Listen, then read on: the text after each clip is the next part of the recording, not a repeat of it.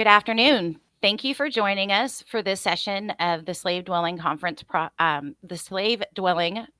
Project Conference. My name is Teresa Lee. I've served as the moderator for several sessions, but I am actually here as a presenter with several of my colleagues, and we are going to present Saying Their Names, Interpreting Slavery, and Shifting the Narrative at 19th Century Historic Sites in Louisville, Kentucky. And I am here with Kathy Nichols from Farmington Historic Plantation, and Shirley Harmon from Oxmoor Farm, and Caitlin Tisdale from Locust Grove, and I'm representing Riverside, the Farnsley-Moremen Landing. And together, we are actually the Louisville Coalition on the History of the Enslaved. And we are here today to present Saying Their Names, Interpreting Slavery, and Shifting the Narratives at 19th Century Historic Sites in Louisville, Kentucky. And Caitlin, can I go ahead and get the next slide, please? And like I said, we have under the I'm searching for the inspiration of Joe and his direction, we have formed the Louisville Coalition on the History of the Enslaved. And our goal is to really provide programming that connects the current events to our past, to our collective history, and that history is rooted, of course, in the history of slavery. And can I go ahead and get the next slide? And not to be too lectury, but we really believe that one of the things that made slavery so insidious was the fact that it was so adaptive, and it's really very localized, and it was very unique in Louisville and in Kentucky in general, and that in turn makes modern racism and problems rooted in slavery localized as well. And of course, Louisville its history is connected to the Ohio River and the Falls of the Ohio. Woolville sits at the only natural obstruction in the almost 1,000 miles of the Ohio River, and seasonally, there would be not enough water to pass, so people would have to stop. And it became this, Louisville and Kentucky in general it's a transition zone between North and South and East and West that sits at a really pivotal geographic location. And it's, of course, we actually, if you can see this picture here, there are several cities located around the falls on both sides. And can I go ahead and get the next slide? And this is an 1858 map of Jefferson County. And then this is a modern map that shows you our 4 sites and where they sit in relationship to the river. And we talk about shifting the narrative and shifting the narrative about slavery. And in order to do that, we really have to talk about what the narrative is. Can I go ahead and get the next slide, Caitlin? Oh, I'm missing one. Unfortunately, my slide is gone. I don't know where it's at, but Kentucky, because of its location on the river, was a major stop on the interstate slave trade. But Kentucky was not the cash crop state that a lot of the Cotton South was. The only cash crop that Kentucky depended on was hemp. And so, but because of its early settlement, and a lot of those settlers came from the Upper South, it started off as a slave state. So early in its history, it was a slave importing state. But after 1820, it became a slave exporting state. So between 1820 and 1860, they imported more people than they exported more people than they ever imported. And I think that's really influential because a lot of the narrative that we hear that was very carefully cultivated was that slavery wasn't as bad here because we weren't the Cotton South. But the fact that it was a major stop on the interstate slave trade meant that family separation was a constant threat. In fact, there were at one point 12 open air slave markets in Louisville. Harriet Beecher Stowe credits witnessing a mother and child being separated in Sale with the inspiration for part of Uncle Tom's Cabin. Abraham Lincoln talks about encountering slave trade on the Ohio and how that always impacted him. And that not only the fact that it was a major stop on the trade of the interstate slave trade, but the fact that there was a free state right across the river, and it was neutral during the Civil War. And so even though it never seceded from the Union, there were a lot of pro-Confederate Unionists, and it actually meant that slavery in Kentucky didn't end until 1865. So it really is a very nuanced topic, and especially here and in this place. And because of that, we um, we've really struggled as historic sites, and these efforts that are really coming to fruition now started years ago in professional conversations. And one of those was a workshop that was done at historic Locust Grove for their first person interpreters about the history of slavery here in Kentucky and in the Louisville area, just to give them some context.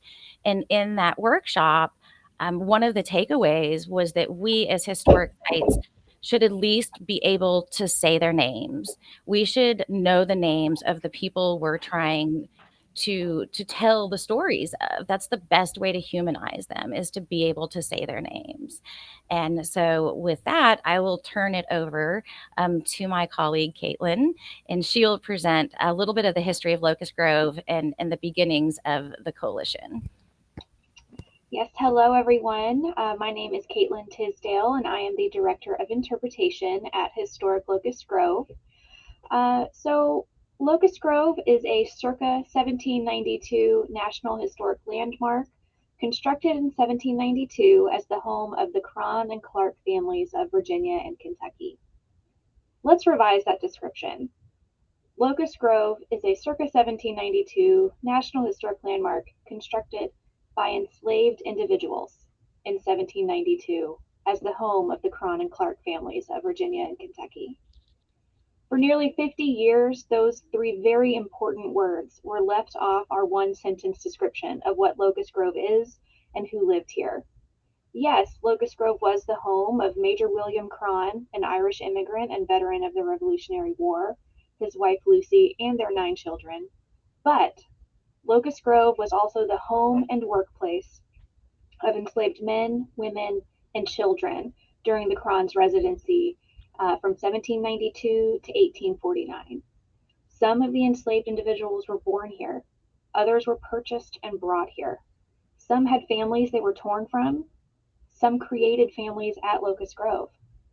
At the peak of the farm's operations in 1820, approximately 48 enslaved people lived and labored here, although it's estimated that over time the Crons owned roughly 70 slaves, and we continue to discover more as our research continues. Sorry. Forget my mouse does things that I don't want it to. Our research has been conducted mainly, with a couple exceptions, by myself and an amazing volunteer researcher. Without her dedication and insight, we would not have gotten this far this quickly. We've been working on the historic and genealogical research, but also on the archaeological research as well, and we continue to find new names as we piece this puzzle together. On the left side of my screen, you'll see an image of an inventory of the enslaved individuals that were here at Locust Grove in 1849 after the death of William Cron's son, Dr. John Cron. When you look closely at this list, you can see the names and ages and the monetary value assigned to these human beings. You'll also see 3 interesting remarks placed on that far right-hand side there. Peter, a 10-year-old, was marked as an idiot. Mary, a 55-year-old, was labeled cripple. And Rachel, a 40-year-old, was labeled blind. You'll see how these ages and these genders can correlate to the assigned value to these humans. So This is one example of the base stripping of agency and humanity of these people here on this farm. This is the only of the surveys that we've ever found of enslaved individuals at Locust Grove, but we learned their names from this list. And like Teresa said, we want our volunteers here to be able to say all of the names of the enslaved individuals here at Locust Grove. And these lists that other historic sites, we all are working on finding these things. These help piece together full stories of individuals that before finding them has been much more difficult. But we're doing our best to continue this research and to tell these stories. Like I said, we're also still working on archaeological findings to piece together this puzzle. Here you'll also see a spoon with an X marked on it. These are common findings at many historic sites of enslavement, as it was a common practice for enslavers to essentially throw out their older utensils to their enslaved community. They might mark them with an X to denote that, okay, we're no longer using these. But there's also evidence that this could have been done intentionally by the enslaved individuals themselves, particularly if they practiced the Bakongo religion. This was a religion prominent in the southwest coast of Africa, and they would mark their items with something called a cosmogram, which is a variation of a cross or an X, sometimes an X with a circle around it. And the cosmogram is an image that has great religious connotations with it. It's believed to be a connection between the physical world and the spiritual world. So we're still looking more into this, especially if we find any additional items in our archaeological research with these markings. Now, I also find it really important to discuss lack of evidence in our research. In many cases, lack of documentation is just as telling as the proof. Some information may have existed and is lost to history, or some might still be waiting to be discovered, but in many cases, it was simply not deemed important enough to record information about their enslaved individuals. It appeared by and large that the Krons really didn't deem it worthy to talk or write about their enslaved people. This is an important part of the narrative. This is how the Krons saw them. This is how they didn't consider these people. The lack of recorded birth dates, portraits, personalities, burial places, this is all part of the story. Negative evidence is evidence. So where do we go next? What do historic sites do beyond the research? At Locust Grove, we began with partnerships and educational programs. We wanted to bring the community here to learn about this important history. So in May of 2018, we brought Michael Twitty here to Locust Grove. Michael Twitty is a famed culinary historian, interpreter, and author. He was here for a week-long residency that was entitled Africa in Our Kitchens, How Enslaved African Americans Shaped American Cuisine. While he was here, he hosted an amazing series of workshops, presentations, tastings, conversations. He demonstrated his dedication as a researcher committed to preserving African American foodways and culture. Part of his mission is to bring an understanding to the cultural heritage of enslaved communities and its relationship to the American South. If you've not yet read his book, The Cooking Gene, I highly recommend it. I'm going to, when I'm done presenting my portion, I'm going to pop a lot of links into our chat so you'll have access to some of the websites that I'm talking about. So prepare for that, that's to come. Next, in August of 2019, we invited the wonderful Joe McGill, founder and director of the Slave Dwelling Project, here to Locust Grove as a part of his work and research. He gathered with our guests for an outdoor meal and fireside discussion about the lives and people enslaved across this country, including at Locust Grove. He and many others slept in spaces here at Locust Grove where the enslaved once lived and worked, in the hearth kitchen, the wash house, the wood shop, which now the wood shop has been reinterpreted, but more on that to come. Let's go back. When Joe was here, we had roughly 35 people in attendance, and it truly was an incredible night. And the words that come to mind when I reflect on that is conversation, reflection, and transformation. If we have any Kentuckians in the audience, or even non-Kentuckians, and you want to come visit, Louisville will once again host Joe McGill of the Slave Dwelling Project here in Louisville in late October. I'll put more information about that in the chat as well. Another thing that Locust Grove has been doing, we developed an internship program with the African American Theater Department at the University of Louisville. This is actually the first and only accredited graduate program in African American theater in the nation. This partnership was developed with our first intern, Sydney Edwards, who is now the director of this department at U of L and a member of Locust Grove's board. You'll see Sydney in this picture. She's wearing a red head wrap in the photograph with the window in it. That's her and one of our actors named X at our Christmastide event. We work with these actors, these students at University of Louisville, first by teaching them about the research that we've done on the enslaved community, but also they pick a name or a person that resonates with them, or they can create a composite character based on many enslaved individuals. And then we work with them on developing performances. They've performed at different events and programs across the site to bring the stories of the enslaved men and women at Locust Grove to the forefront for our audiences. A big thing that we have been doing since early 2020 is the creation of a new tour here at Locust Grove, completely from the perspective of two enslaved individuals, a laundress named Louisa and a kitchen and distillery worker named Alfred. You'll see in these photos, this is Brandy Threet and Lamar Hardy, again, actors from U of L's African American Theater program. These actors are Xavier Harris and Patty Crawford. And you'll see them, they're portraying Alfred and Louisa here for unfolding the story. So with this tour, guests travel back in time to the year 1816, but they have a role to play in this performance as well.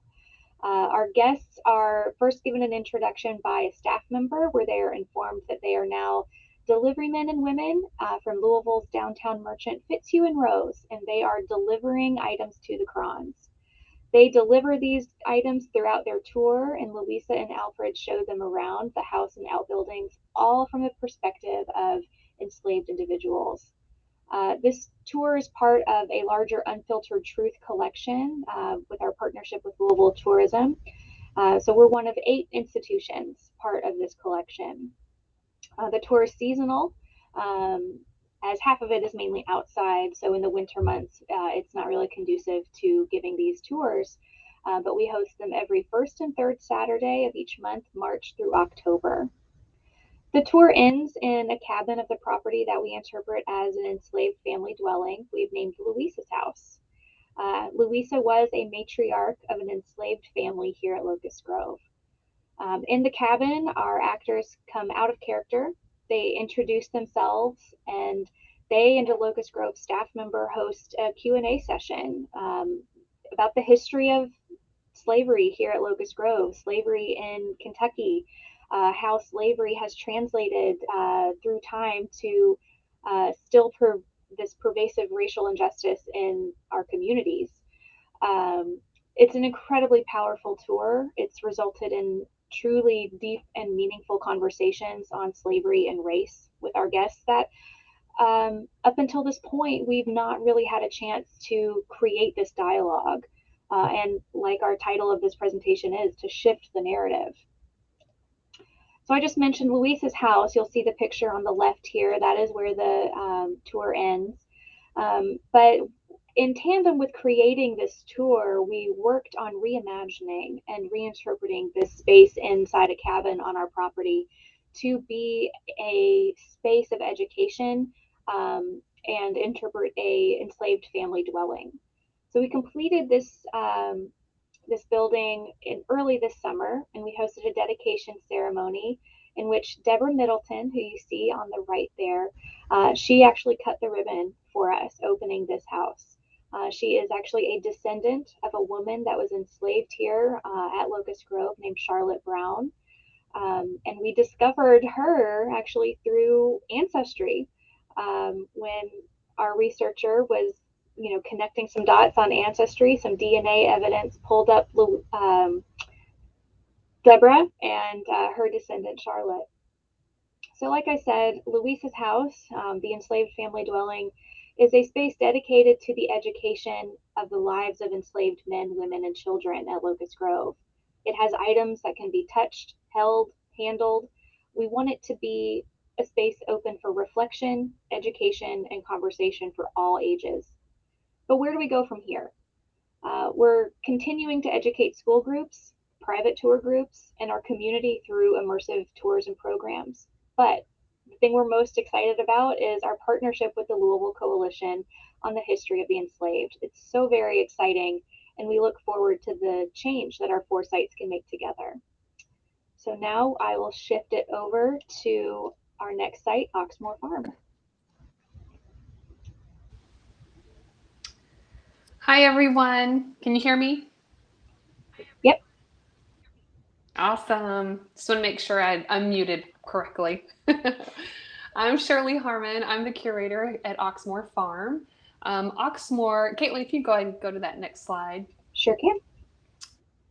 Oxmoor is one of the earliest homes in Louisville. We actually have a great connection with Locust Grove. We were built within a year of each other. The original section, the part that you're seeing there at the back of the house now, the white section, is a Virginia colonial style home. There were 6 rooms originally in this home. As you can tell, the photo on the left is an early sketch drawing of the original house, and then the photo on the right is present day, what it looks like. And so you see a few differences there with the dormer windows. But Locust Grove was built about a year after this house was finished. And they incidentally share twin staircases inside. So we know that more than likely the same carpenter worked at both homes. And it's quite possible that was an enslaved man that did that. We have some primary sources here at Oxmoor that shows and lists the people that worked on the house. And one was, as stated in the contract, was a Negro man named Jesse. And we're working on this connection because it possibly could be the same Jesse that is listed as an enslaved individual at Locust Grove. So that would be very interesting if we could make that connection between the houses. There's already so many connections between these 4 historic sites. And to see this primary source evidence really kind of solidifies that connection and makes it a little more cohesive as we work together in this coalition. The Bullitt family is who lived at Oxmoor. Oxmoor is the setting of a very popular novel called The Life and Times of Tristram Shandy by Lawrence Stern. So someone, we don't think it was the Bullitt family because this land was owned prior to the Bullitts owning it, but someone named it Oxmoor. Most likely they were fans of that novel and thought that the land looked like the setting of the book. But the Bullitt family actually lived on this property from 1787 until 2005. So that is not very long ago that this was someone's home, lived-in home. So 5 generations of the Bullitt family lived here at Oxmoor. The original owners of the property were a man named Alexander Scott Bullitt and his wife, Priscilla. And Alexander Scott Bullitt would become very influential in our state government that was being formed at this same time. Kentucky became the 15th state in 1792. And Mr. Bullitt was our first lieutenant governor. He co-wrote the state's constitution in 1792, and he was the first speaker of the state senate. So he's very influential in the beginning of our state government. What is interesting is that while he is writing this constitution, trying to figure out how the state of Kentucky is going to run, he is also running a farm. And how he does this is with slave labor, obviously, at this time period. He bought this land off of using a wedding gift that he got from his father-in-law. He's basically traded land for the Oxmoor land. And then he started buying up enslaved individuals.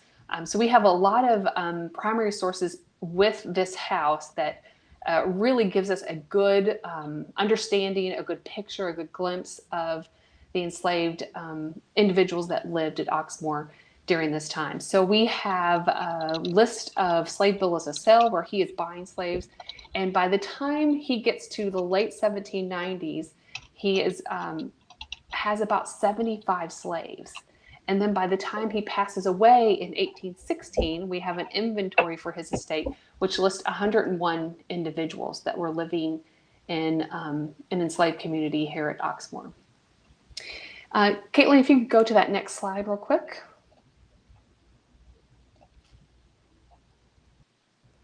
So this is actually the front of the house now. So you're going to see, as I'm showing you more and more pictures, you're going to be like, are we still at Oxmoor? Is this the same house? It looks very, very different from the front and the back. So in 1829, a front middle portion of the house was added. And the picture to your left is a picture taken around 1908. So you can see that there was no second floor when it was originally put onto the house. And then if you look at the picture on your right, obviously you can tell the difference in the brick there between the first and second floor. The second floor was added in the 1920s. In 1829, the second generation of the Bullitt family was living in the home at that point, William Christian Bullitt and his wife, Mildred Fry.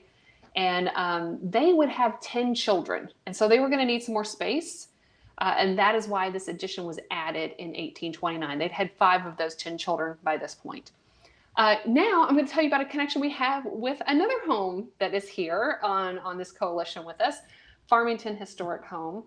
So you remember I told you we have kind of an architectural connection with Locust Grove, with our 2 staircases being twins. Well, in 1829, we have, again, the building contract for this portion of the house.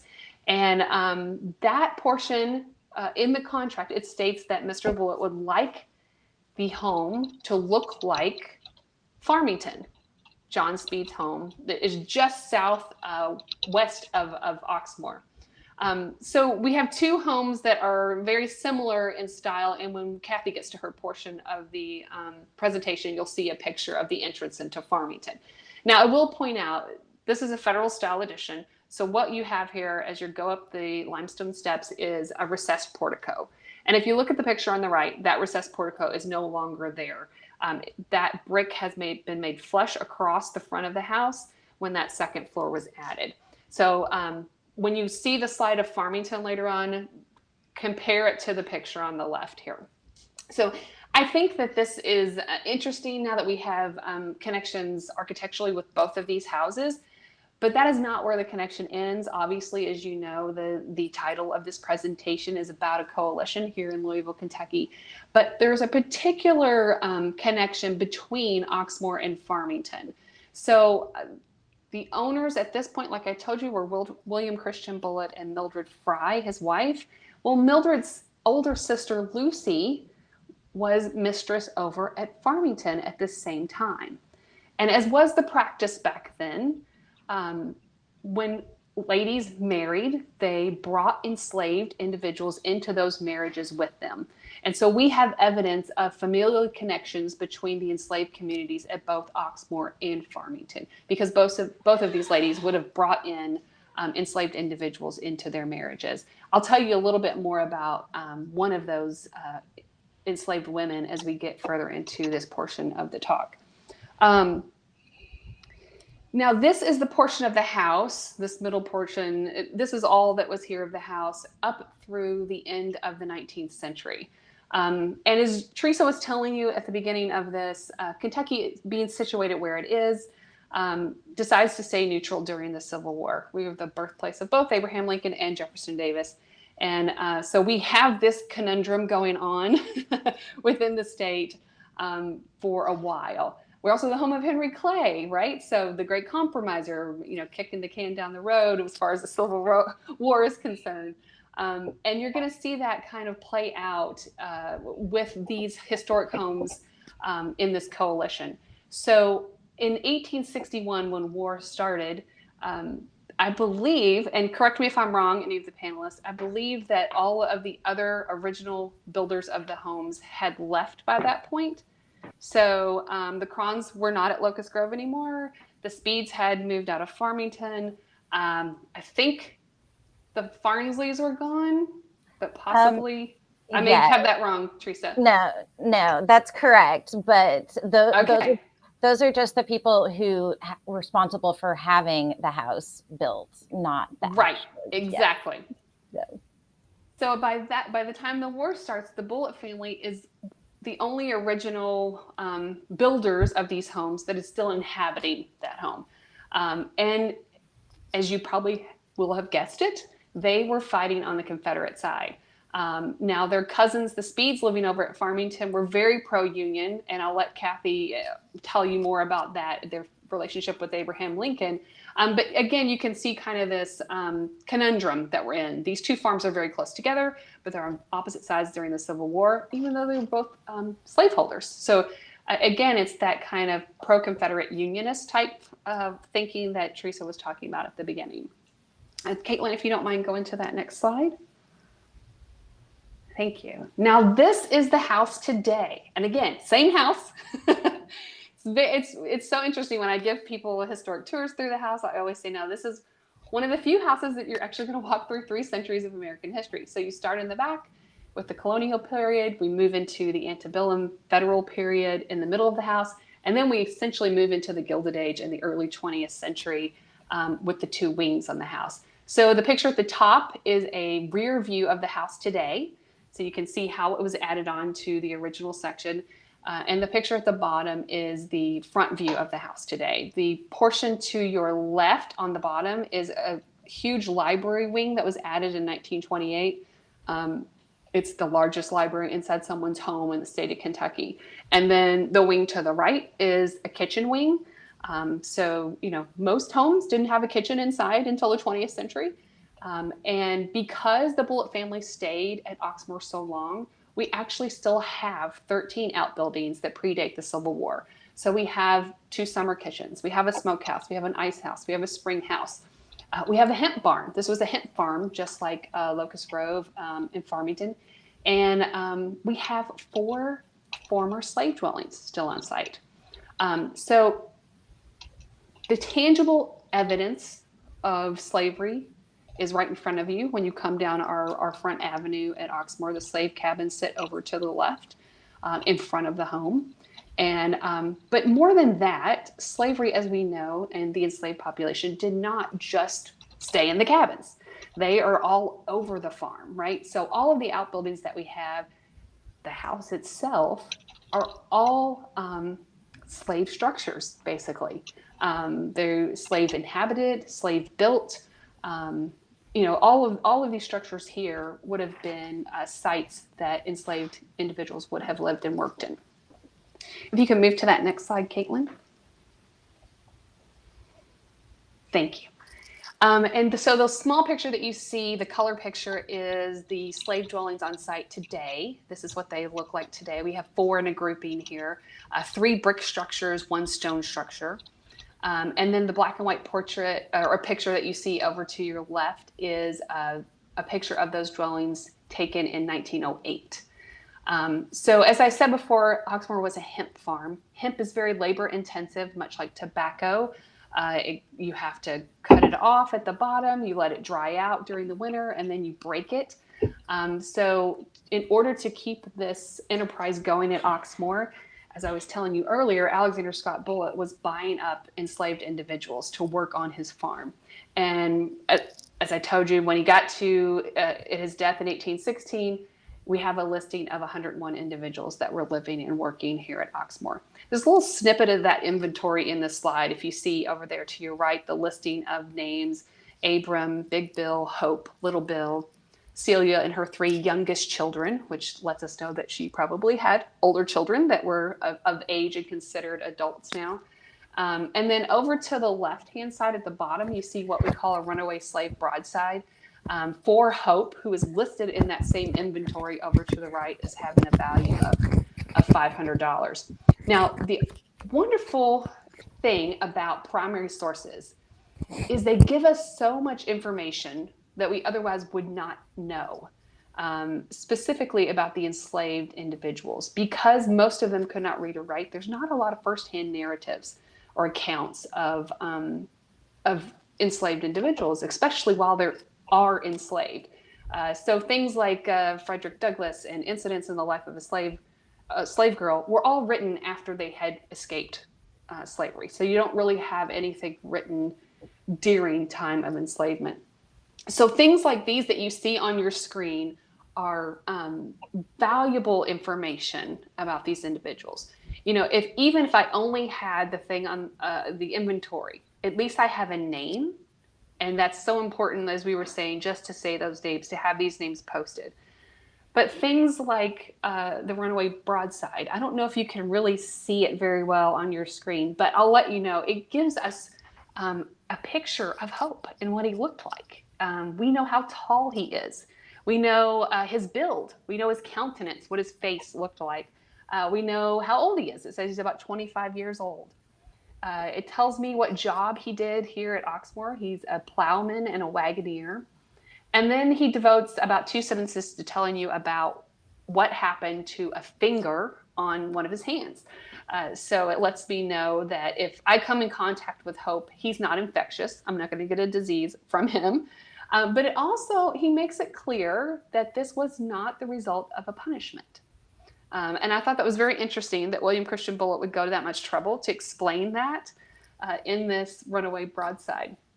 Now, Hope also appears in some other primary sources that we have that the family kept. And I wanted to say one aside here. It is amazing how much this family kept.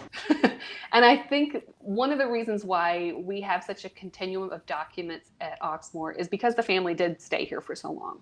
So the documents were also on site for those 230 years that the family was here.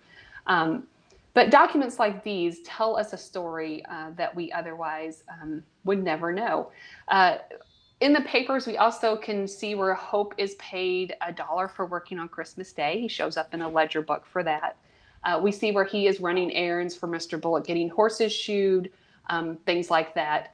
But the most interesting thing I think I've figured out from this runaway slave broadside is the age of Hope. So he's listed here as being about 25 years old. His owner at this point is William Christian Bullitt. He is now passed to that second generation. So the inventory that you see on the right is from 1816, and Hope is then the property of Alexander Scott Bullitt. But he is left to William Christian Bullitt in that same will. And what I know is William Christian Bullitt is about 28 years old at this time. And his enslaved man that he is owning here is about 25. So these two were both born at Oxmoor. They both grew up together side by side. It makes another kind of dimension to this story of slavery that we can tell at our sites. Caitlin was talking about how the Crons didn't really mention a whole lot about the slaves in the letters and things like that. And we seem to have that opposite problem here at Oxmoor because especially the ladies talk a lot about the enslaved individuals. And as we go to the next slide, one of the enslaved individuals that really shows up quite a lot in the correspondence is going to be Louisa. Oh, sorry. I'll back up a little bit. This is some of those primary documents I wanted to kind of show you guys that is going to help us tell the story here at Oxmoor and shift that narrative to include the enslaved individuals that lived at this site. So the documents that you're seeing, the one on the left, is a slave bill of sale from 1810. And I know the handwriting may be hard for some people to understand, but essentially Alexander Scott Bullitt is buying a family of 6 slaves. And he mentions their names. So this is Akey and his wife Lydia and her 4 children, which are named there, Annie, Aggie, Frank, and I cannot make out the first name there. So this is 1810 when they are bought by Alexander Scott Bullitt and then move out to Oxmoor. Now, if you look on the right, and it's very hard to tell because the date is a little smudged at the top there, this is a well, actually, you can see at the bottom there, 1830. So this is where William Christian Bullitt is advertising again for another runaway slave. And Annie, daughter of Akey. So then we have a connection, right? So we have her bill of sale where she is bought by the Bullitt family in 1810. And then 20 years later, this is a receipt where this is being advertised in the newspaper for her absconsion. So she has run away from Oxmoor. But again, these two documents give me a whole family unit. So if I had only one, I would still have a lot of information. But because I have both, I can pinpoint when Annie was bought and moved here with her parents and her siblings. And then the document on the left is going to tell me who she's married to. So daughter of Akey and wife of Edmund, who belonged to William Pope. So she is married to someone, another enslaved man, but he is not enslaved here at Oxmoor. It also tells me that she's 25 years old again. So that lets me know her birth year because I have the document when she's bought in 1810. I have this document in 1830. So she's born around 1805. She is enslaved at Oxmoor at 5 years old, is basically when she moves to this property. So I wanted to kind of showcase the kind of things that we're going to be using to tell the specific story here at Oxmoor about the enslaved community that lived here. Now, Caitlin, if you don't mind going on to that next slide, sorry. And I'll tell you a little bit about Louisa. We also have a Louisa, if you noticed well, I am really off. I'm really out of sync here. These are, again, some more primary sources. So this is a ledger book that was actually on the shelf in the library at Oxmoor just 10, 12 years ago. And we found this sitting amongst all the books. And inside are entries a lot of entries about the enslaved individuals that lived here. So if you see the one on the left there, it says waiting in the house on Sundays. Again, you'll see Louisa, you'll see Lucinda. There's Annie again, Dolly, Celia, Dinah, Betsy, and Rachel. And if you look, it's kind of hard to make out, but over to the right, it says given to each woman this 12th, and it tells you how many pounds of bacon each of them are receiving. So that it was to feed their families inside the cabins. And then if you look to the right, there is a listing at the top of enslaved men, and underneath it, you have a year, a month, and a day, and that is recording how much hemp they broke on each of those days. According to some of the family letters, slaves had to break a certain amount of hemp, and if they broke over that amount, they were paid extra for doing so. And we have one family letter that states an individual purchased or broke enough hemp that he was able to buy himself. We've never heard of that again. That only happened once at Oxmoor. Okay, now Caitlin, you can move to the next one. And now we have Louisa, the one I've been trying to get to for a couple of slides. So our Louisa, much like the one at Locust Grove, was the matriarch really of the enslaved community. We know so much about Louisa, and most likely because of the job that she had here at Oxmoor. She actually came to Oxmoor in 1819 with Mildred Fry. You remember earlier I was telling you about when ladies married, they brought enslaved individuals with them. And she came to Oxmoor with her mistress, Mildred, in 1819. She was 14 years old at that time. We actually know her birth date. If you can read cursive, you can see there in the middle document where it says on the 4th of July, 1805, named Louisiana for the state of Louisiana that had just been bought from the French. So she's born 4th of July, 1805, named Louisiana. We know the reason why now. So she comes to Oxmoor at 14 years old. And her job would be the wet nurse. She would be Mildred Fry's wet nurse for her first set of children. You may recall I told you the reason why that they put on the middle addition to the house was because they had 10 children together. So Mildred had her first child in 1821 and her last in 1842. So for 21 years, she's having children. And Louisa served as the wet nurse for the first 5 of those children. Now, you may wonder, wow, we've got a photograph of Louisa. This is, unique. There's not many photographs of enslaved individuals. And in fact, this photograph was taken after the Civil War, when Louisa continued to work for the Bullitt family.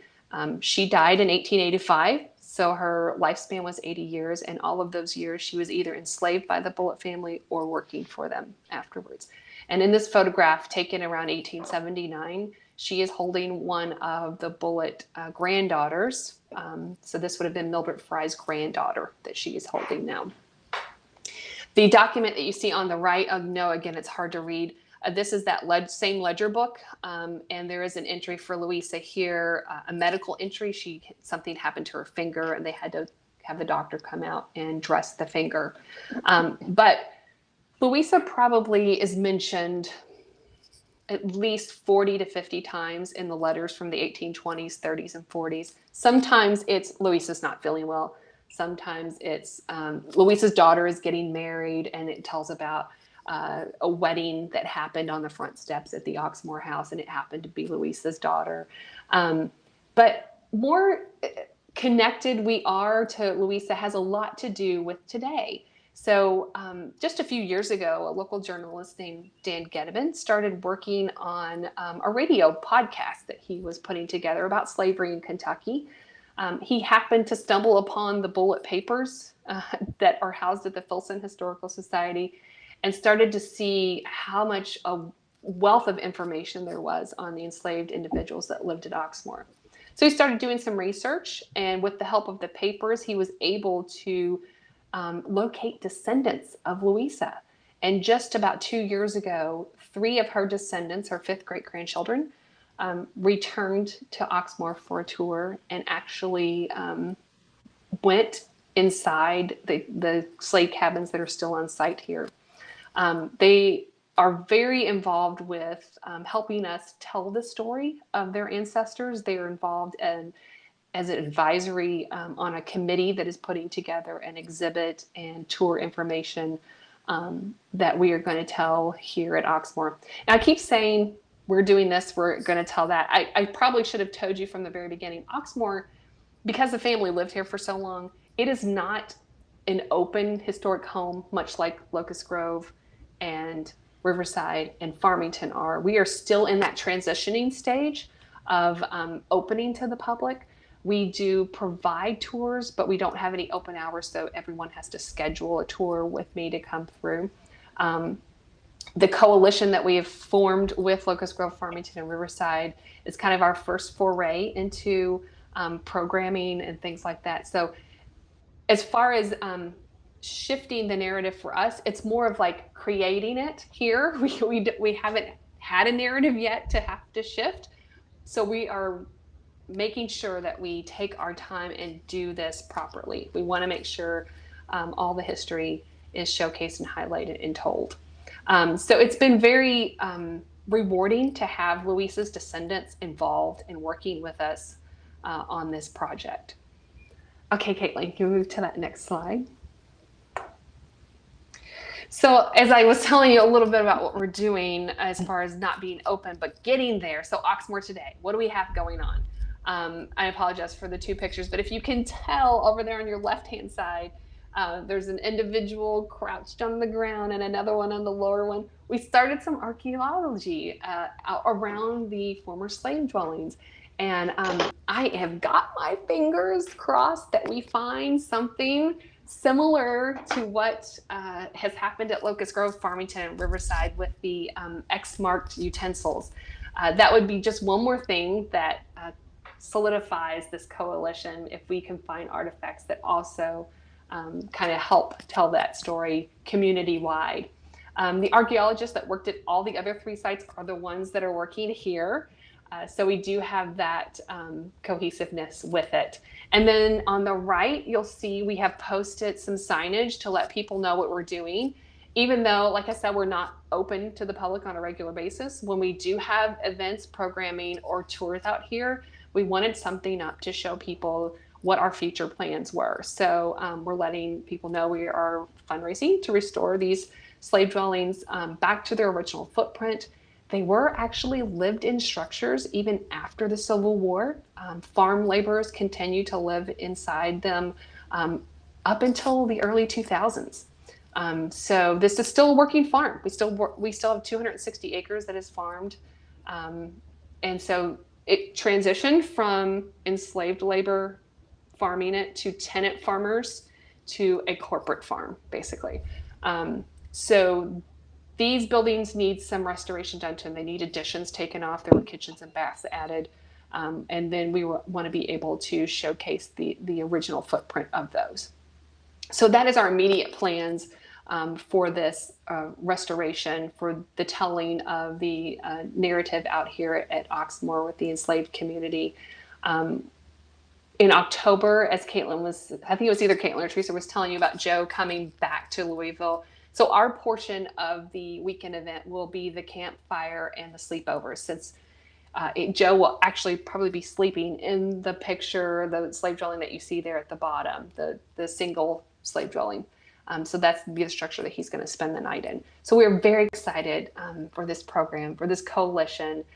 We are hoping and working towards having some type of annual programming at all 4 sites, and just really investigating what we can do. And as we uncover more and more ties within each other's sites, this will be something that will be so beneficial, not only to our community, to our state, but we think can be a real inspiration for historic sites all over the country, really. So thank you. Thanks for having me.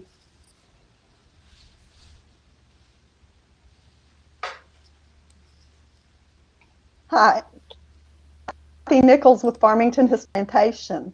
Let's go ahead and move to the next slide, please. Can you hear me? Oh. This is a view of Farmington in '91. Interesting thing, if you look in the far upper left cabin. In '09, we had a letter from John Speed to a business partner that Shirley just talked about, a man named William Pope. And he tells them we're on the property in our cabins. We have only enough bacon to suffice, and Ned returns. And so here, our very first document about Farmington, we have an enslaved man, Ned, sent to take the document to Mr. Pope, and also to bring provisions back to Farmington. Speed Farmington in about people, and he tried to cover different crops. He started with tobacco, but tobacco was not a good crop in the early part of Kentucky history. It developed into a different variety. And John Speed soon settled on hemp, and as soon as he settled on hemp, you saw his slaveholding increase significantly. Let's move to the next slide, please. You can see the different hemps.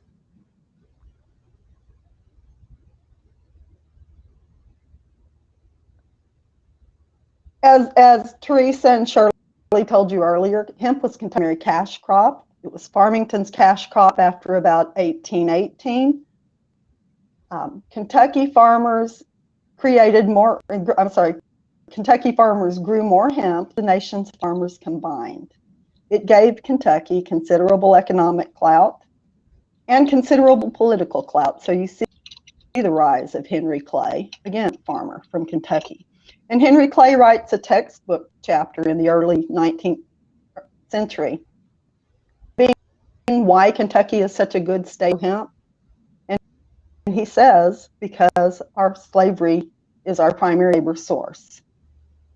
Ensured that enslaved people would provide the primary labor force in this state. There was no doubt about it. Let's move on to the next slide, please. John Speed died in 1840. By the time he died, 57 people, having already devised at least a dozen to his children. And a year later, Abraham Lincoln, a close friend of Speed's son Joshua, visited Farmington. And that's significant because it's the only time the future president spent a significant time on a slave plantation. It's the only time he would have participated in the elite life of the planter every weeks. And he met his future attorney, Brother James Speed, while he was at Farmington. When he left Farmington, he wrote a letter, a thank you letter, that one of the presenters already mentioned. His earliest mentions of slavery, and he talks about a group of enslaved men he sees on a steamboat, bound hand in hand like so many fish upon a trot line. 20 years later, it's a torment to him every time he sees like the Ohio. So the thing we know about Abraham Lincoln's visit to Farmington is that it did not mitigate his attitude towards slavery at all, even though he was in the state that tried to present it as a form of life for people. Let's move on to the next slide.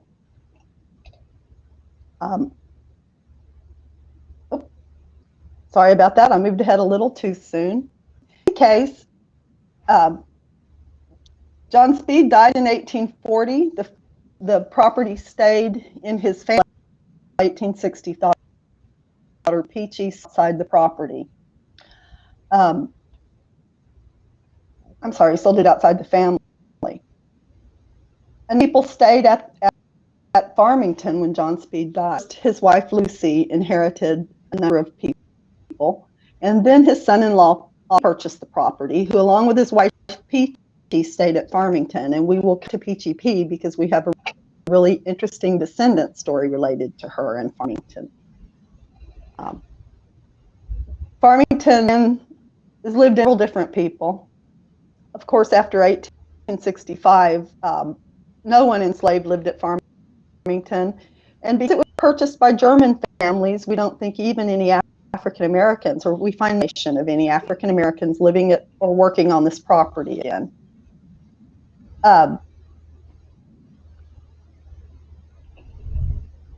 20th century, the community recognized the significance and certainly the architectural significance of Farmington.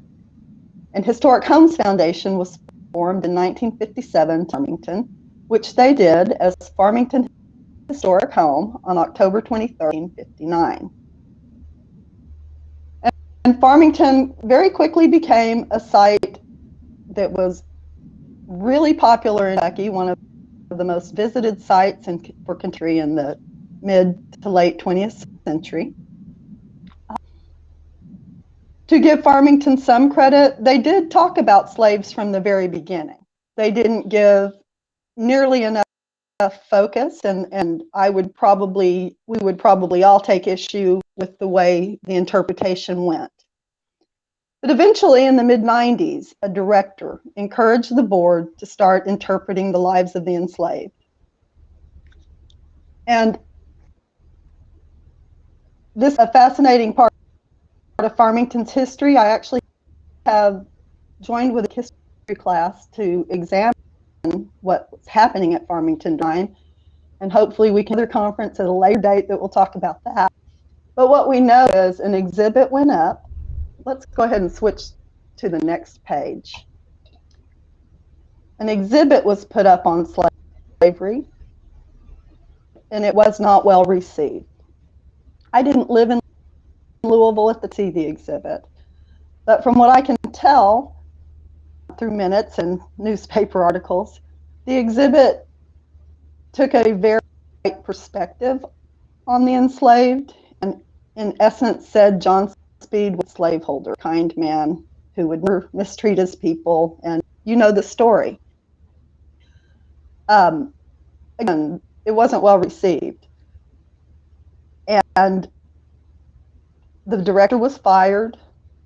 Many members have resigned, and Farmington almost went out of business. But the board that reconvened said, let's do this right. Let's make a concerted effort to the people who built this plantation, make a concerted effort to draw people in who can help us do this right, and Farmington moved forward. They hired a wonderful director who basically drew together the committees necessary, bring Farmington back into a more positive perspective with the public. I actually was hired in 2003 to help formulate the interpretation of the enslaved and Abraham Lincoln. And soon as I started, although I can't take credit for it, I wish I could. Let's move on, please, to the next slide. Farmington, in March of 2003, Farmington implemented the Memorial to the Enslaved, a wonderful disc by a locust named William Duffy in a limestone setting, a place of quiet reflection. Let's see the next slide, please. This is a local reenactor, Irma Bush, who portrays an enslaved woman, Phyllis Thurston. We know Phyllis was born about 1797, but don't have a death date for her. Phyllis is a part of Farmington's story. She's one of the women given to that Joshua Fry gave when he married his wife, Lucy. Phyllis was given with her brother Morocco and an unnamed mother. We know that Morocco and Phyllis's sister Jenny lived at Oxmoor. Later we'll hear a story about Diana and Denny and Henry Thompson, and it's important to note that she is their grandmother. So we can document 4 generations of one enslaved family at Farmington. That's the same number of generations we can document in the Speed family. Let's see the next slide, please.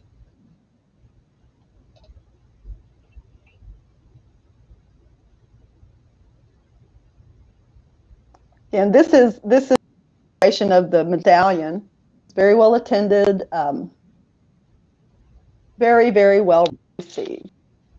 It was intended to be a quiet place of reflection, and so you see it here in March of 2003, and if we'll go down a slide, please, you'll see it again in June of 2021. This is actually on June 18th, and the woman giving the talk is the wife of a descendant of an enslaved Farmington. Let's move down a slide, please.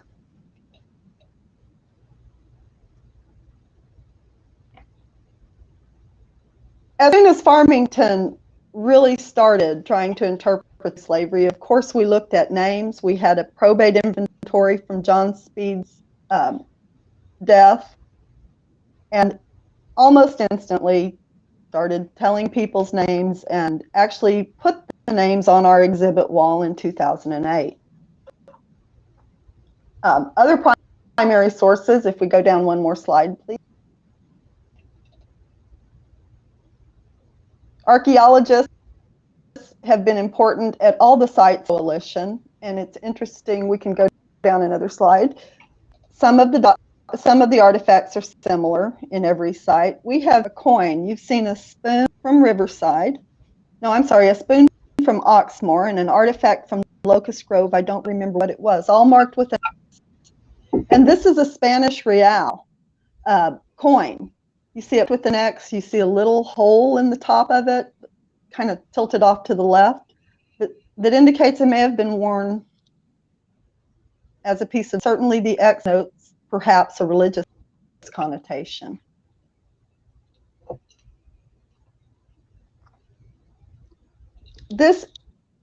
We pieced this together to tell the story of the lives of the enslaved at Farmington. Very lucky, again, to have a wealth of resources, many of them at Oxmoor Farm. Shirley Harmon has given us as much information about Farmington through her letters and her documents as we have been able to find in our own documents. I think even Farmington's original building plan was located in the Oxmoor documents at one point. Let's move on down to the next story. I mentioned earlier that Diana and her Denny and son Henry were part of a four-generation family that had lived at Farmington. Diana was given to Mary Speed when she was born.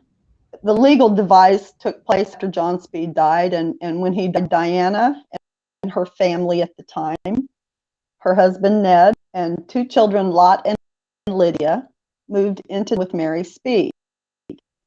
Prior to COVID, Lot, Lydia, and Ned soon disappeared record. We don't know if they were sold, died, or leased elsewhere. But during COVID, we had an amazing document pop up, plus information on this family. And we learned that Diana, who would have seen Lincoln at Farmington, Diana, prior to war, grabbed her 2 children, Denny and Henry, and self-emancipated. They made it to Indianapolis and after the war. After the war, they came back to Louisville. Diane, a washwoman, one of the founding African American society. Denny did the same thing and then later employed by the neighborhood house, a settlement house helping European immigrants find a place in Louisville society. And this document appeared because of her work at the settlement house. We never know when facts. If we'll move down, another slide, please. In the 1930s, a nearby farmer uncovered a tombstone of Morocco. By the way, his uncle, Morocco. And Morocco is an individual about whom we have a great deal of information and who created his own agency in a way that's really positive. Now, here we have his tombstone in memory of Morocco, the faithful servant of John and G. Speed and the friend of their children. So even in death, Morocco is defined by his service to the needs. Mention of his own family. Let's move on down to the next slide, please.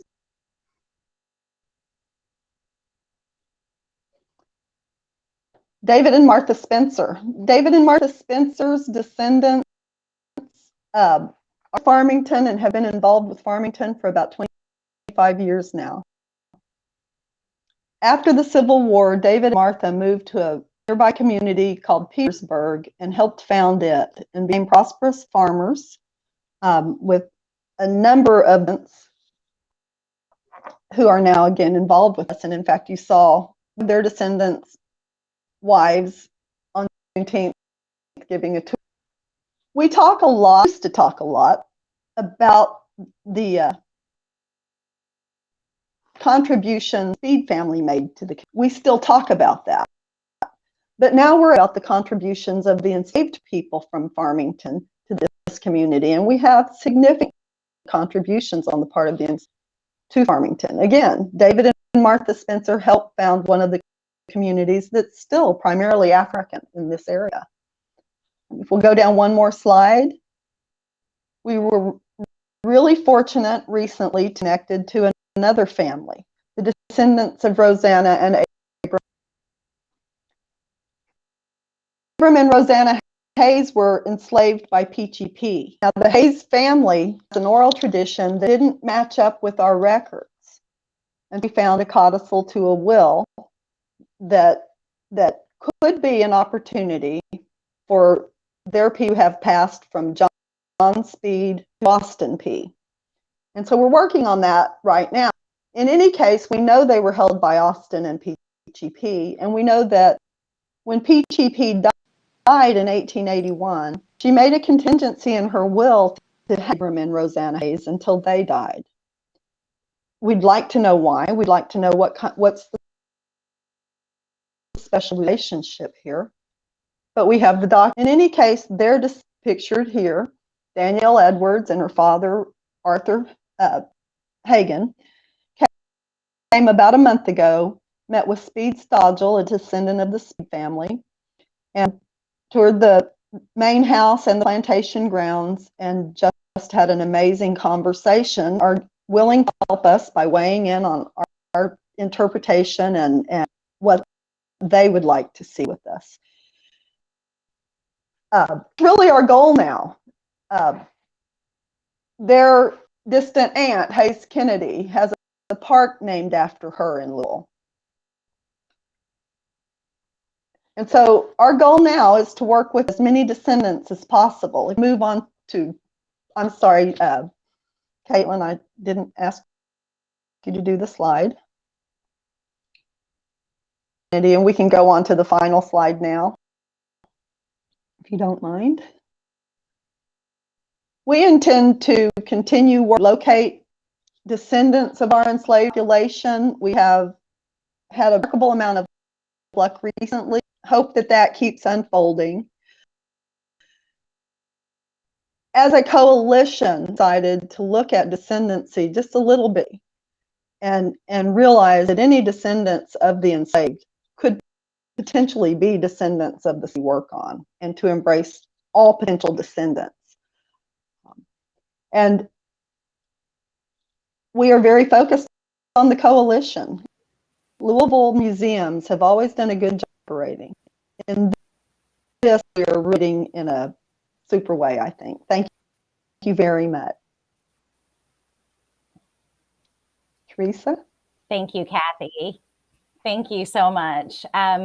Of course, I'm Teresa Lee. I am one of the staff members at Riverside, the Farnsley-Moremen Landing, and we are the fourth member of the coalition. If you can go to the next slide for me, Caitlin. Before I go on, I want to say that right after Joe, before Joe left Louisville in August of 2019, Kathy and Shirley managed to snag him and take him out to dinner. And they started planning on having him return. It was the first time he had been to Kentucky, and there were so many opportunities waiting for him. And we were all very excited to bring him back. And all of our sites are connected. Of course, there are the direct connections between Farmington and Oxmoor. And then Locust Grove is at the top end of the falls, and Riverside is at the bottom of the falls, but everybody is connected by the river. And of course, everybody is connected with their history of enslavement. One of the things that makes slavery in Kentucky so unique was that it was so ubiquitous.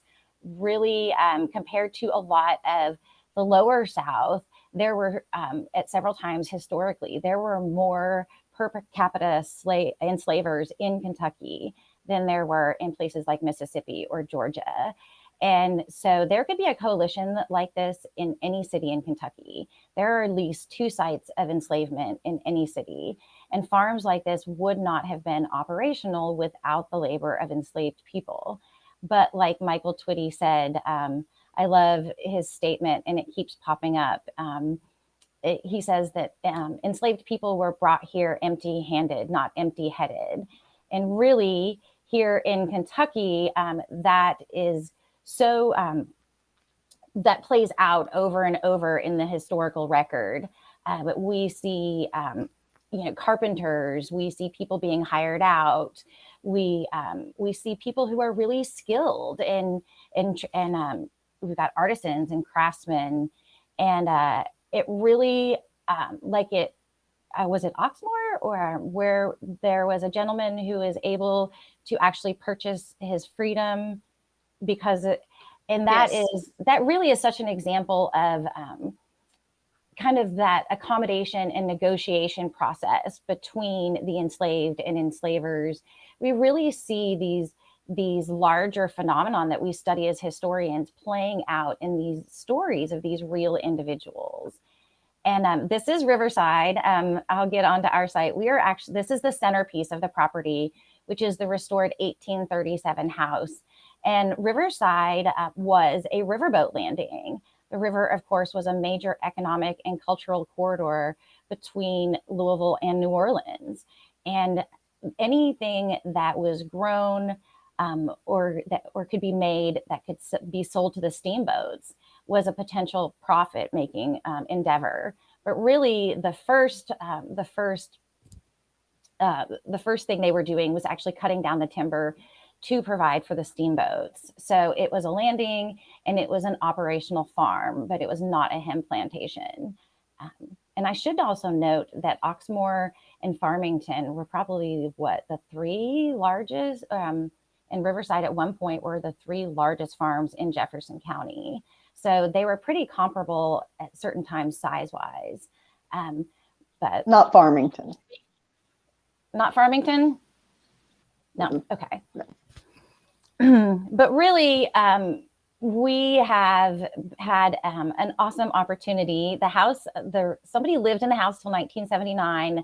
The property was sold to the county in 1989, and then the restoration took 4 years. We opened to the public in 1993, and because it was named the Farnsley-Moremen House, we took the opportunity to really focus on change over time and to talk about the process of doing history. And that has been one of the major focuses for our interpretation. And Caitlin, if you'll go to the next slide for me.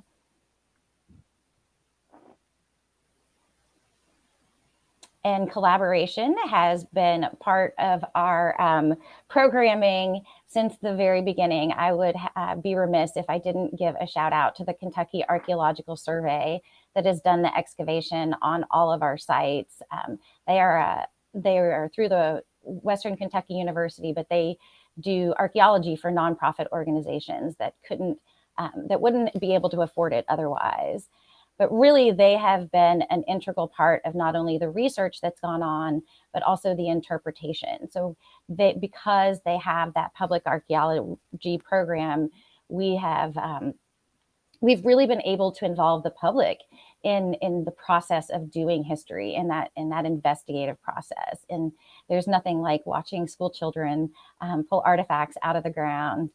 We've actually served almost 100,000 children in the over 20 years that our Building Blocks of History field trip program has been going on. So, and if we want to go ahead and, I should point out before we go, really like a lot of historic sites. If you could actually go back to the last slide for me.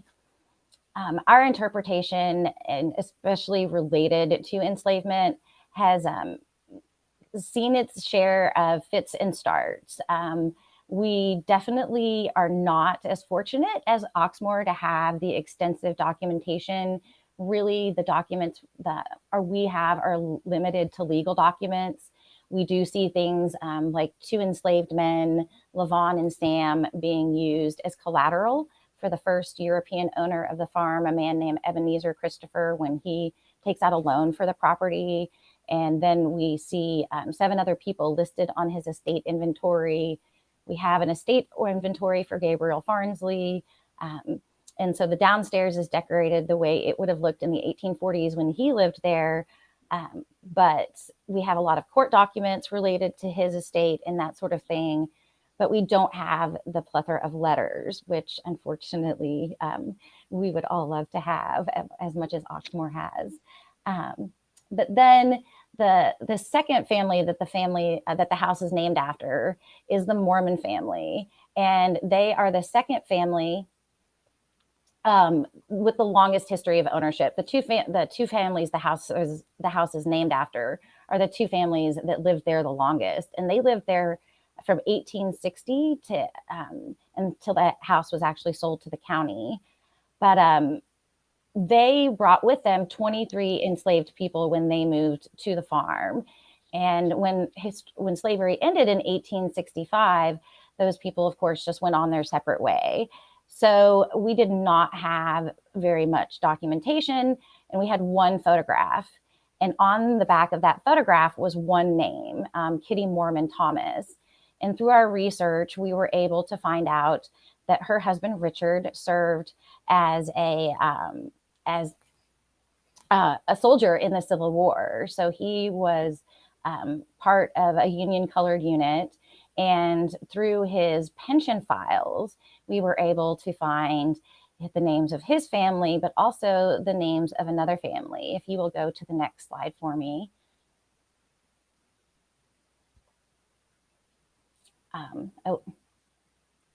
So these are some, did I not have a slide with, that's okay. I got out of order, that's okay. So the archaeology has been really, really pivotal to our interpretation. And through the archaeology, like at the other sites, we were able to find this X-marked artifact. This is a spoon handle, but also domestic artifacts. Things like this child's part of a toy teacup. And we have one very important artifact, which is actually a blanket woven by an enslaved woman there on the property. And that was actually cut up and given to the Mormon family descendants, and it was kept. And so over time, those pieces have started to make their way back to the site. And that's really powerful to have something like that. But our interpretation we've started to shift our narrative. I think for a long time, we focused on the narrative of slavery not being that bad. And so the counter to that was, oh, well, it really was that bad. And it really created a more traumatizing narrative. And we have started to shift away to try and humanize people. But I think we need to go a step further. We need, and so at Riverside, we are trying to develop a trauma-informed interpretation. And we're really using the concept of Dana Ramey Berry's soul value and how people cultivated a sense of worth completely separate from their commodification. And these artifacts are an important part of that, a part of people reasserting their humanity. And so if we go to the next slide. One of our individual efforts has been a program with a local high school. It was the first, it was the segregated high school in Louisville for a very long time.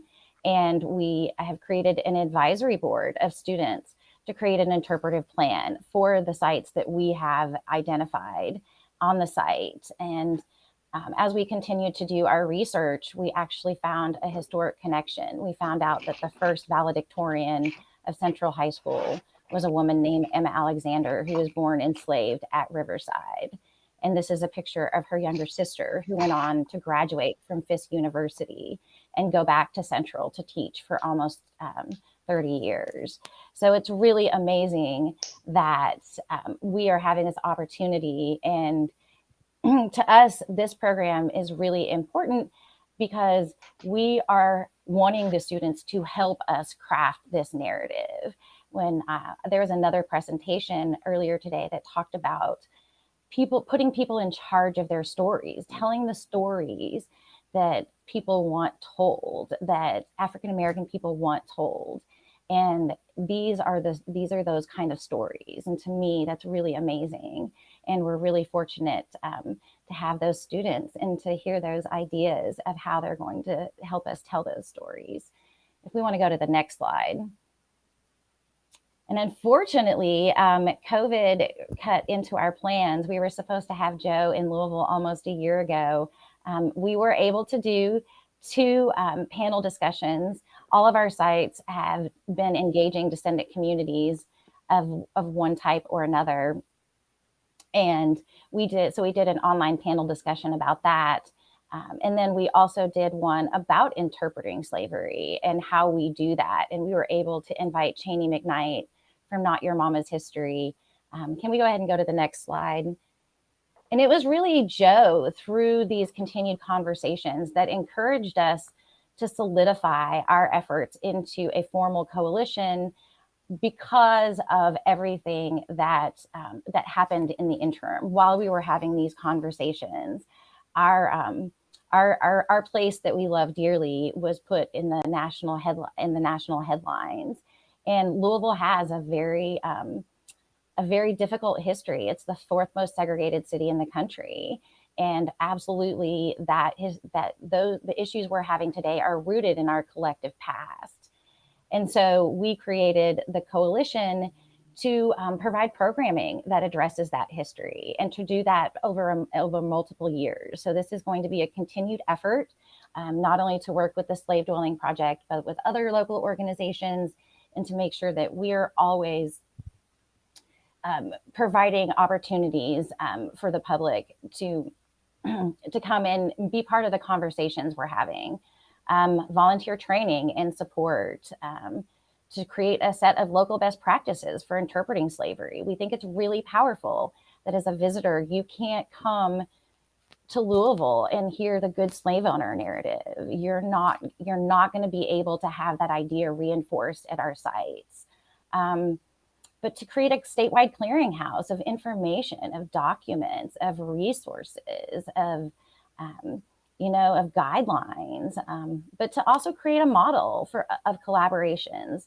We are much stronger together. We can have a much bigger impact. We can use our collective platforms to really move this conversation forward and to really lay the groundwork for some of the things that need to be done to address modern structural inequities. And our latest goal has been to support education initiatives. We can't do this alone. I'm tired of watching the heads of Black children go down when I start to talk about slavery in my site. It doesn't matter if by the end I'm telling them stories of resilience and resistance and survival. I don't want to hurt them to begin with. And that really starts in the classroom. And it starts by giving them resources before and after to process the information that they're receiving. And we want to support those efforts.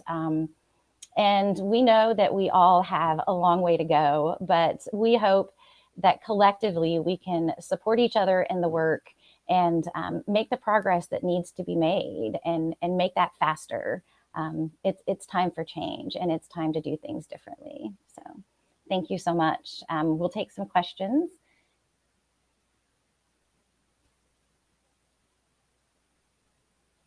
If there are any. Somebody did say in the chat, they said, that's great. So many plantation sites are behind the times, stuck with the old traditional narratives. And Caitlin and I talk about this all the time. We don't want to be like that.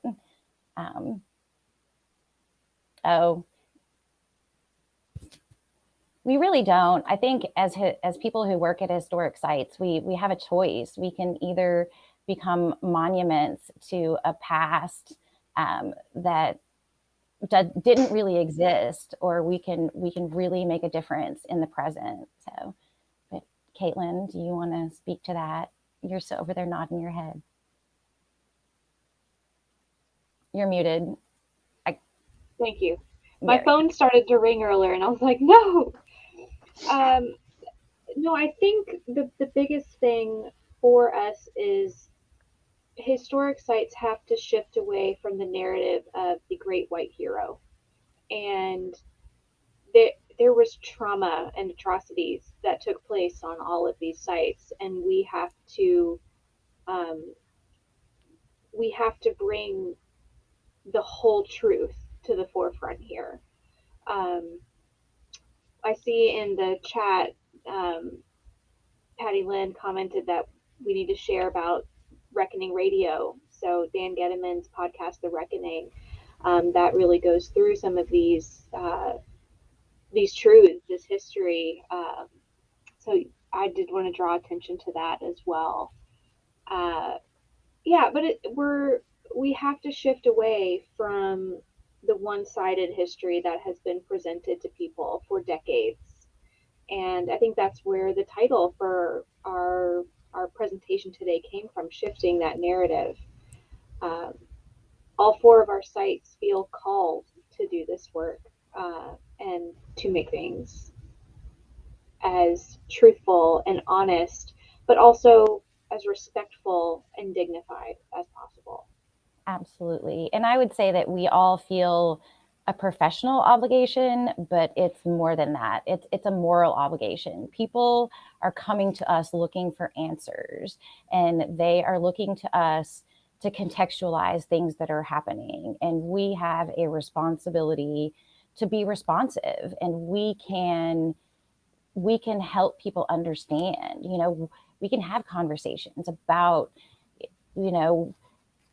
what's going on and people's responsibility, and what reparations might look like, and dedication of space. And I really think that the idea that we can make these places where we can work through these things is the only other alternative. If not, then we really are just behind the monuments. The next movement will be to eradicate sites like this, which would be, I think we could serve a purpose. We could serve a greater purpose. So, but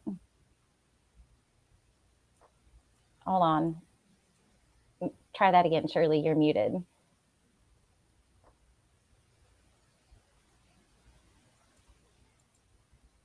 I don't know what's going on, Shirley, but somehow I can't hear you, unfortunately. Yeah, I can't hear you either, Shirley. So, but yeah, somebody did say that this is a great anecdote to the attack against critical race theory, and that is absolutely the case. Shirley, yeah, if you put your comment in the chat, I'll read it out. Oh, we have a great question. Yeah, that is a great question.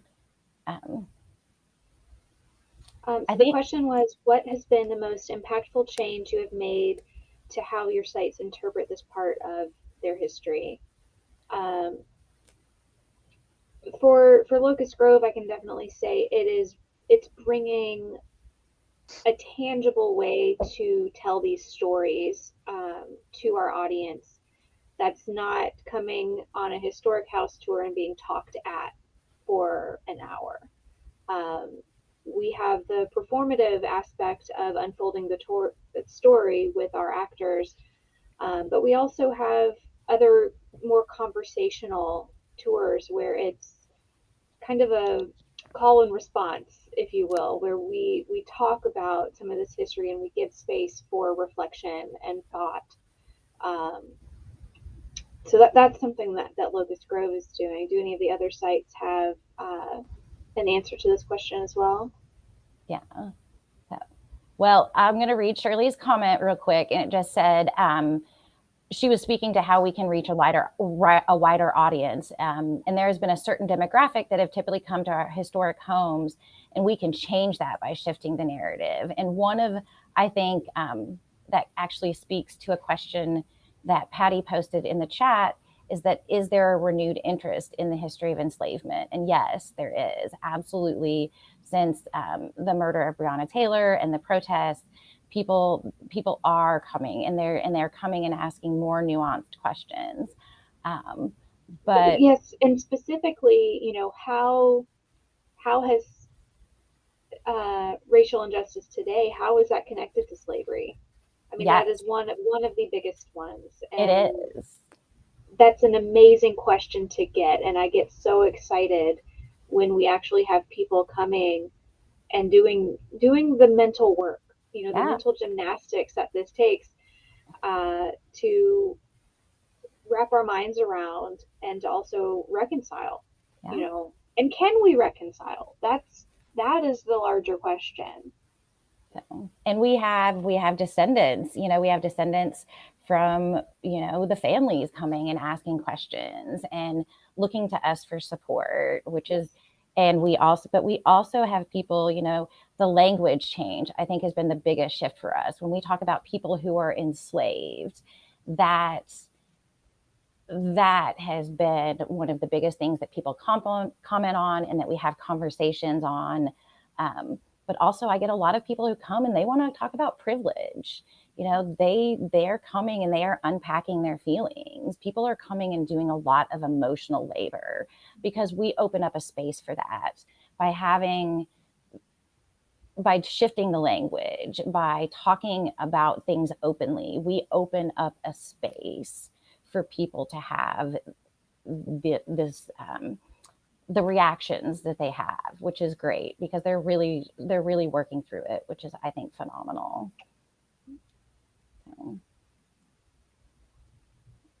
Shirley said in the chat that this shift has also gotten the enslavers' descendants thinking about how they view their family history. They absolutely have.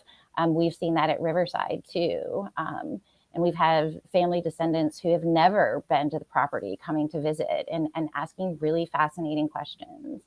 So it's really great to see, just a couple of weeks ago, Kathy was able to have descendants there. I mean, the work is happening day by day, and it's phenomenal to be part of it. We appreciate the opportunity. Well, we're over on time, so I have to go ahead and end the session, but thank you so much to my colleagues and partners in crime. So we appreciate you, and please go to some of the links and look at the work we've done, but also think about joining us in Louisville in October 22nd and 23rd. We thank you so much. Bye-bye.